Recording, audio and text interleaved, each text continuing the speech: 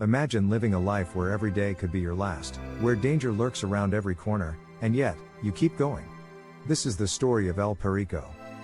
El Perico stood in front of the mirror, meticulously adjusting his $300 polo suit, checking his $100 Italian boots, and straightening his $60 Nick shirt. He sighed deeply, reflecting on his life: 6 feet 2 inches, 225 pounds, 32 years old, divorced with 2 kids, and a 9th grade education.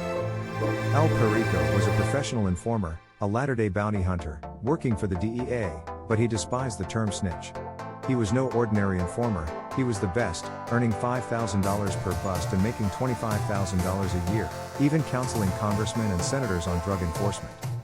His journey began one night at his half-sister's bar in Dallas, where he was tending bar amidst a crowd of addicts and pushers. A Chicano dude with no front teeth offered him joints in the restroom, but El Perico lied, saying he was trying to stay off the stuff. He called the Dallas Police Vice Squad, leading to a raid that night, and his sister was busted again along with others. From that night on, he became an informer, working deals for the Dallas Police Department while keeping his printing shop as a cover. El Perico was no greaseball, he was the smartest, smoothest informant around, better at busting dopers than many agents. He often thought about death, knowing that sooner or later, they would kill him, as they had tried at least a dozen times. One close call was when a .22 bullet ripped through his stomach lining at a Holiday Inn, a stark reminder of the constant danger he faced. Despite the risks, it was worth it for El Perico because it was the only way he could be somebody, to prove himself to the world. Tonight's mission was crucial, marking the beginning of a year-long undercover operation on a big-time heroin pusher named Valdez. Valdez was part of the upper crust of the Mexican dope industry, a member of a powerful family moving tons of drugs across the Rio Grande. El Perico met Valdez through a series of connections, using his street smarts and undercover skills to gain his trust. Their first meeting was filled with barroom banter, each sizing the other up, with El Perico playing it cool and patient. El Perico knew the importance of clothes and money in the doper world, dressing in his best threads and flashing $1,000 in $100 bills.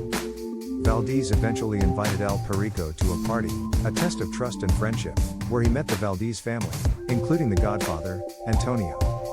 Antonio's approval was crucial, and after a night of drinking and socializing, El Perico knew Valdez was ready to talk business.